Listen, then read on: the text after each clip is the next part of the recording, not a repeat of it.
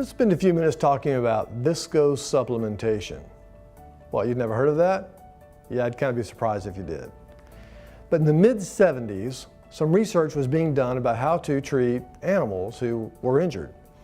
One thing led to another, and in the mid-90s, a product came to market that helped us to supplement people's viscous solution in a joint fluid.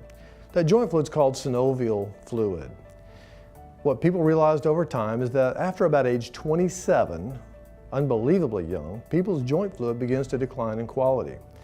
They define quality as decreasing percentage or concentration of hyaluronic acid within the joint. While technically hyaluronic acid is an acid, it's really more like a grease. It improves the lubrication of your joint, it's thick and viscous, gives you a better shock absorber, and it's a polar molecule like water. Therefore, it's a better solvent to bring nutrients to the joint surface so that it can heal the little bit that it can. Someone figured out that if you inject this stuff into a knee joint, for instance, in a high concentration, the joint begins to slowly recalibrate its own production of joint fluid to have a higher hyaluronic acid concentration.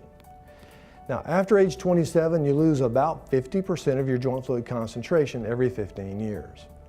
Let's pick some hypothetical numbers.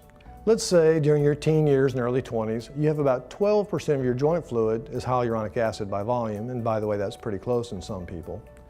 Every 15 years after age 27, you lose about 50% of your joint fluid concentration of hyaluronic acid. So by age 42, you're down to 6%. By age 57, you're down to 3%. Now, what happens when you get into your 70s? You're down to 1 to 2% range or less. So if we do a series of viscosupplementation injections in your knee, by the way, a lot of that is made from rooster comb extract, so we frequently around here call it chicken juice, just because it's easier to say than viscosupplementation. Imagine that. But if we inject this stuff in high concentration in your joint begins to see that higher concentration environment as being more normal. And your joint then begins to make its own better joint fluid by increasing the hyaluronic acid in your joint fluid. We can get it up to about 80% of what you expected to have it as a child. And that is good enough for most people to get dramatic pain relief.